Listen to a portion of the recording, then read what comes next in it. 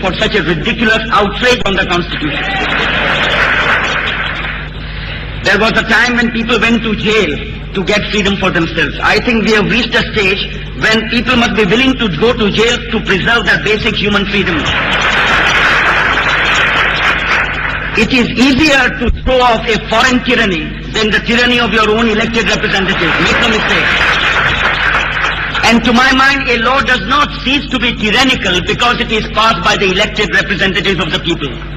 In fact, you have sometimes a great emperor who, as a benevolent despot, may give a better administration than elected representatives.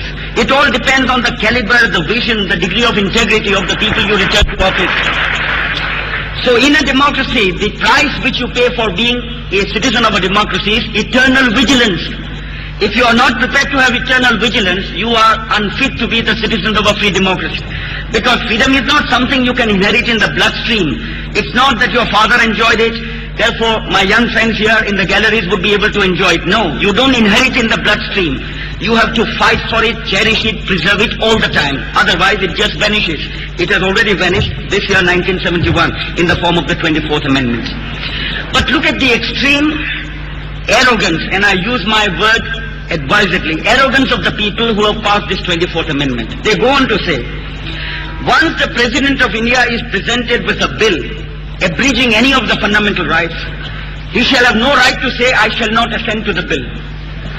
In other words, if the President of India is shown a Sugar Control Act, he can say, no, I'm sorry, I think it is ridiculous, I won't give my assent. But if he is presented with a bill which says the whole chapter on fundamental rights shall be abrogated, he must give his consent. Now, the law under our Constitution is this, under Article 211, that if the President refuses to give his assent, his only alternative is to present it again to Parliament for reconsideration. And if after reconsideration Parliament comes to the same conclusion, namely that the bill should be passed, then the President is bound to give his assent. But our politicians in their arrogance don't want the President even to ask them to reconsider a question dealing with fundamental rights. The poor President of India, all that he can do is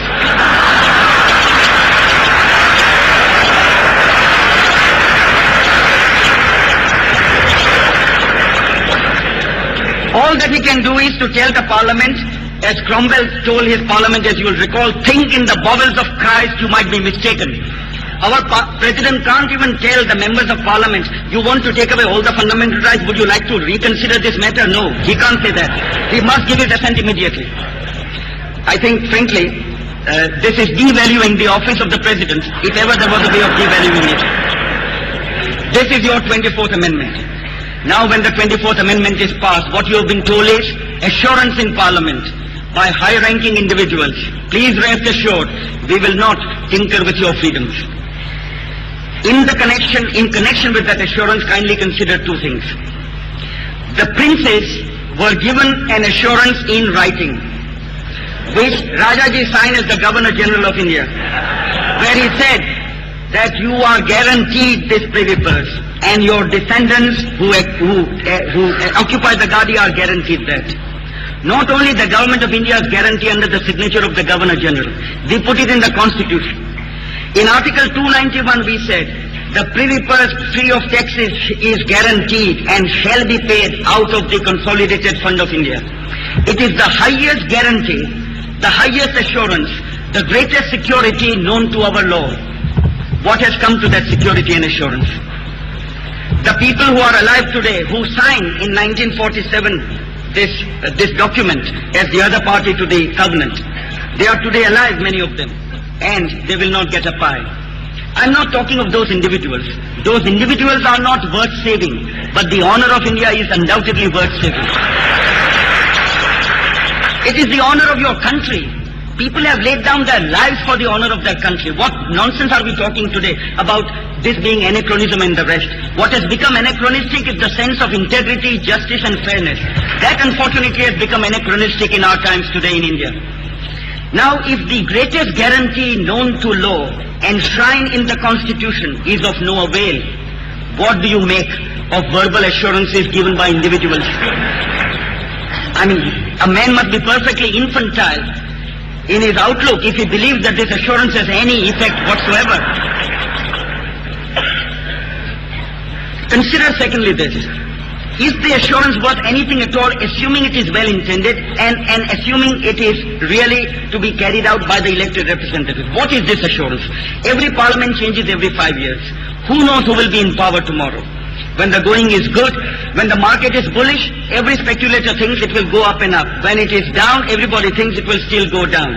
But nature has a way of working which is very different from what we normal individuals with our limited intellects can perceive. There are ways and ways, as Emerson said, I keep and pass and turn again, when he was talking of Brahma.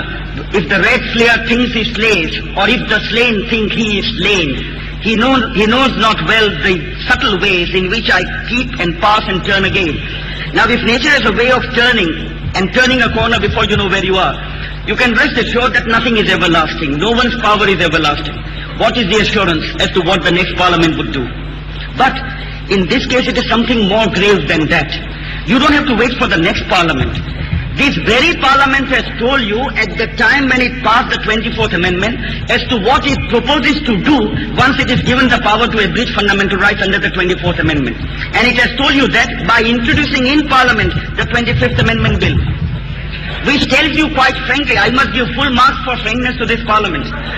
It tells you quite frankly what it proposes to do once it has been given the power to abridge fundamental rights. It is like a cashier who comes for employment to you and who tells you that he would like to operate on your bank account, and at the same time tells you that he proposes to build his own house out of your bank account. What is this 25th Amendment? It is this. Let me tell you and ask you to consider whether it makes any sense to you. You may not know the law. You don't have to know the law to understand the implications of the 25th Amendment. All that you have to do is to have some experience of human affairs and some common sense which makes you understand what is good for you and what is not good for you and for your children. This Constitution is not intended only for you and for me. It is intended to give such a momentum to the living principles of the rule of law that democracy and civil liberty may survive in India beyond our own times and in the days when our place will know us no more. This is the future, the unfolding future of our great Constitution. Now what does the 25th Amendment propose to do with it? The 25th Amendment is the amendment Parliament will pass after the 24th Amendment has become the law. In other words, after the 24th Amendment is ratified by the state legislatures. The 25th Amendment is this. First, Article 31 of the Constitution will be amended. A man's property can be taken away without payment of compensation. He has only to be paid an amount. Now, do you realize the legal implications of this? I'll tell you about the case later after I have completed what they want to do. First, your property can be taken away without payment of compensation. And property doesn't mean zamindaris, doesn't mean palaces. Your little shop, your little dispensary, your father's little workhouse. He may be repairing tires or he may be an artisan. Your own little home, your own 1 acre of land, anything can be taken away without payment of compensation. All that has to be paid to you is an amount. Now amount, as any dictionary will tell you, means a sum of money. It does not. A rupee is a sum of money, 100 rupees is a sum of money. Your property may be worth 1,000, but it can be taken away for 100 rupees. Now, the second thing is, and this again shows how completely ignorant, if you'll pardon my saying so, our lawmakers are of what they are legislating about. The second provision is even more ridiculous. It says this, that before, if your property is acquired, the fundamental right under Article 19(1)(f) will not apply. Now, what is the effect of this fundamental right under 19(1)(f) as regards property? The right is this. Suppose your property is acquired under Article 31, and under today's Constitution, under Article 31, you have to be given compensation. And according to the Supreme Court's judgment in the bank nationalization case, the concurrent article which applies is Article 19(1)(f), under which there can be only reasonable restrictions on your right to hold property, and therefore, before your property is acquired, you have a right to be heard. Because if you are not heard, it is not a reasonable restriction on your right to hold property. So suppose you are a doctor and your dispensary is sought to be acquired by the government to start a ration shop. You are entitled to say, look, Mr. Minister, why do you want to take this away? I am treating so many poor people. I am doing more public good than your ration shop ever will. And would you let me continue my practice? You have a right to be heard. Mostly you may be heard, you may be raising your voice in vain, but never mind. You have a right to be heard, and you have the satisfaction at least that you have had your say, you have expressed your point of view, and if still somebody wants to do you injustice, well, it is compounding the injustice. But after the amendment of the Constitution, proposed under the 25th Amendment, 19(1)(f) will not apply to any cases of acquisition and raising of property by the government. So if you cannot let even one right be heard. This is of democracy. And this is the reason you will to the battle. At the beginning of year, you will so many representatives for all of whom you are paying a daily allowance, housing and the rest, in order that your basic rights may be taken away. Frankly, I feel so strongly about it.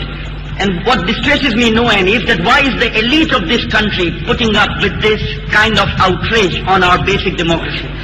Why should a man not be heard before his property is taken away? What is wrong with it? What is the social purpose served by not even hearing him? If you look at some of the cases which come to the High Courts and the Supreme Court, you would be amazed how the power of acquisition can be abused. One case which we argued before Mr. Justice Subbarao in 1964 came from Madras, where the government wanted to acquire a plot of land. And the very curious thing was that out of this whole area, certain plots belonging to certain individuals were not acquired, and the rest were all acquired. The Supreme Court struck it down on the ground that this is no real power of acquisition. It has been done in a manner not warranted by the Constitution. These are the type of cases, and this is the mischief which the Constitution sought to prevent. But hereafter, no compensation and no right to be heard. But there is another provision which is even more vicious, and that is in the same 25th Amendment, which I wish was more widely known and widely debated, and that is the Article 31C of the Constitution, which they want to introduce for the first time. This article wants to say this, and mind you, it will become the law unless people are vigilant and are prepared to sacrifice even their personal liberty for the sake of upholding their Constitution. This new provision is this. Article 31C. Let me put it to you in simple language so that everybody can understand who may not be familiar with the technicalities of the Constitution. If any act of Parliament or any act of the state legislature starts with the words that this act is intended to give effect to the directive principle of the state policy under Article 39, that there should be no concentration of economic power. If these are the opening words of the act, whether passed by Parliament or the state legislature, then no fundamental right will apply. And this to my mind is the utmost in utter contempt for the Constitution. There is no other word for it. It is the ultimate in contempt for the Constitution. What does it mean? Without abridging any of the fundamental rights, without even letting the people know that fundamental rights are gone, any law has only to be passed with these opening words, that this law is intended to give effect to the directive principle of the state policy regarding concentration of economic power. And what is the consequence? No fundamental right shall apply. So suppose you are living in a house, your own house, which your father built with his life savings, and the government wants to take it away. And next to you is a politician who, out of means not known, not disclosed, and not ascertainable, and not identifiable by any process of reasoning or known sources, has a very fine house which is 10 times more palatial than yours. And if your house is taken away and his house is really more suitable for the purposes which the government wants your house for, your right to equality before the law doesn't apply. So you can't say, look at my neighbor's house, kindly take that, it is much more convenient. Nor can you say, why are you taking mine? What have I done, etc. No, none of the fundamental rights apply at all. Therefore, any law can be passed by Parliament or by the state legislature and no fundamental right, neither to equality before the law, nothing at all. And it has only to start with the words that this is meant to give effect to the directive principle of the state policy. Now the question arises, suppose a man were to go to a court of law and say, this particular law is not intended to give effect to the directive principle of the state policy. In fact, if it is implemented, it can never promote the state policy. Well, that is taken care of by the 25th Amendment. 25th Amendment says nobody shall raise any such question in a court of law. In other words, you cannot go to a court of law and even argue that the law which is intended or purports to give effect to the, not is intended, people know what the real intentions are, but what purports to give effect to the directive principle of the state policy can never give effect to the directive principle. In fact, you may be able to prove logically and objectively that it would defeat the directive principle of the state policy, but you can't raise any such point. No court shall go into the question as to whether the law which purports to give effect to the directive principle of the state policy will in fact give effect to it or not. It's not justiciable. Well, ladies and gentlemen, if you live in a democracy where such a ridiculous proposition can be introduced in Parliament amidst exclamations, and people can take it lying down without a debate in the newspapers, without people even raising their voice in protest, frankly, your basic freedoms are not worth saving. It means this, that hereafter no one is safe once this 25th Amendment is passed. And the same Parliament which wants the right to take away your fundamental rights has told you, as I started by telling you, what it proposes to do is the very first step once you give it the power. And what it proposes to do is to do this for you. And this bill is already introduced in Parliament. And this bill will not need any ratification by the state legislatures, because that idle ceremony will be over once for all. Of the 24th Amendment being ratified, thereafter Parliament can do what it likes. No ratification by any state legislature, even if the whole chapter on fundamental rights is removed. Nath Pai, who introduced first what has come to be known as the Nath Pai's bill, after hearing evidence before the Select Committee, he himself realized the danger of giving this type of power to Parliament. So in the Select Committee, he himself introduced a safeguard that without the ratification of the states, no fundamental right can be taken away. This government has not accepted even that safeguard. And though the first bill, the 24th Amendment, will have to be ratified, thereafter any amendment of any fundamental right will need no ratification by any state legislature. Now this 31C, just consider the consequences of it. And think in times that you live, the type of regimentation you are under, the licenses, the permits, which you have to seek from the government all the time. What kind of existence would it be? What kind of opportunity for our people to create national wealth and to eradicate poverty? How on earth can you do it? This is the 25th Amendment. The 26th Amendment proposes to abolish the privy purses. Frankly, believe me, I have no affection whatsoever, and if you'll forgive my saying so, very little of respect for most of the recipients of the privy purse. But to me, as to Rajaji, it is only a matter of principle. The real question is it worthwhile dragging in the mire the good name of your country for the sake of 4.5 crores of rupees, which is a sum dwindling year after year as the Maharajas die? Now, our constitution makers were so vigilant about the integrity of India, the national honor of India, that they have a scheme in the constitution which works this way. If you have a claim for even 75 rupees against the government, state government or central government, you can get a decree against the government. Once you get a decree against the government, that decretal amount of 75 rupees becomes a charge on the Consolidated Fund of India. And no state legislature, no parliament has a right to vote on that. It must be paid to you as a matter of right. It is a charge on the Consolidated Fund. And no parliament can say that the money will not be paid to you, because it has become a charge on the Consolidated Fund of India under the Constitution itself. Look at the degree of integrity and the sense of national honor which the Constitution makers had just 24 years ago. And the privy purse is is to be debited. The revenue down the name can have to the large it. The mother and mother it happened tomorrow. It happened to happen tomorrow. Today can to tomorrow. A government servant's salary and pension is charged on the Consolidated Fund of India. A High Court judge's salary and pension is charged on the Consolidated Fund of India. What is his security? What is the security of any individual today who puts in 30 years of service with the government and then is told after 30 years that your provident fund comes to, take a general in the army. I asked a general who recently retired, what's your provident fund? All told the retirement benefits come to 1,75,000 rupees. If the government may well say, no, in a socialist country this is far too much, sorry. We can't pay you that much sum of money, please take 55,000, for the rest take government bonds. No, under the Constitution as it stands today, it has to be paid, but not after the Constitution is amended and the rights are gone. A civil servant today, right is to approach the High Court and the Supreme Court. How many have approached successfully and got their honor vindicated? Hereafter the right can be taken away, because your very right to move the court can be taken away. The situation is fraught with such tremendous dangers that I think this country must have lost all intelligence if it is going to submit to this type of amendment of the Constitution in a placid, quiet manner. And make no mistake, do not think that this is an idle apprehension.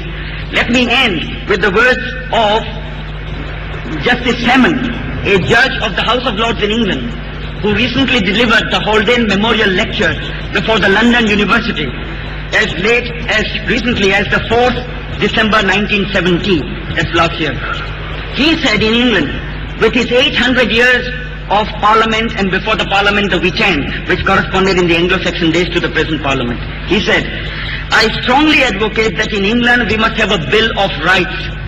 Now, Bill of Rights means, as I've already told you, fundamental rights. And he gave his reasons. He said the way governments of the world, all over the world, are now going in a certain direction, there is more and more regimentation.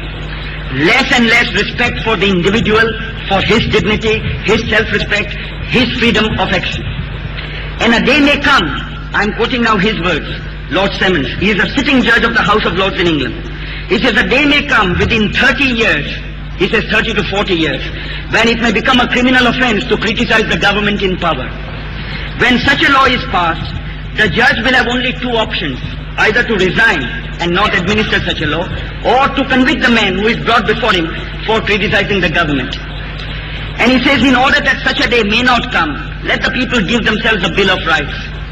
Now, if in a democracy like Britain, where freedom is bred in the bones of the people, where love of liberty is the cherished possession of every individual, if there a sitting judge of the highest judiciary thinks that fundamental rights are needed, what do you say to a democracy like ours, which has known democracy for exactly 24 years in its 5,000 years of history, 24 years, and which has got 65% illiterate? Do you think we don't need these fundamental rights? You have them already, and you have decided through your elected representatives that they can be taken away at the free will of the executive, virtually the executive for the time being in power. It is a sad year in India's history, 1971. There is still hope. The 25th Amendment is not yet passed. If we can arouse the national conscience, if we can charge the national conscience with some respect for the great minds which gave us this Constitution, and some gratitude for what the freedom fighters did for us. They went to jail, they languished in jail, they spent some of their best years in jail. For what? In order that one tyranny may be substituted by another. Well, frankly, I say this thing strongly because I feel very strongly. And I think unless the people of this nation are vigilant, there will be no hope left for the survival of freedom in a few years' time. I say trust nobody. I don't say merely don't trust the existing. If I were a member of parliament, don't trust me with the right to deal with your fundamental rights. I am unfit for that job, I know it. I must not be given full power to deal with your fundamental rights, and no other citizen of this country should be given that power. Let the Constitution remain sovereign, and let the people retain their sovereignty by keeping these rights unto themselves. If that happens, then alone you will find freedom will survive. And finally, may I say this, when I entered the hall, one citizen was kind enough to give me this note. He says, how do you think, without amending the chapter on fundamental rights, can the directive principles be ever implemented? My answer is, the directive principles have a better chance of being implemented with the fundamental rights than without them. It only shows the power of words. Advertise a certain tonic widely, like Tono Bungay in H.G. Wells's novel of that name, Tono Bungay, which was really slightly injurious to health. And by selling this tonic, the manufacturer made a vast fortune. You can easily, merely by putting a certain point of view to the people time and again and repeatedly, condition the human mind to think that yes, a certain thing is needed. Our Indian mind is today conditioned to think that unless the fundamental rights are amended, directive principles cannot be implemented. I ask one simple question.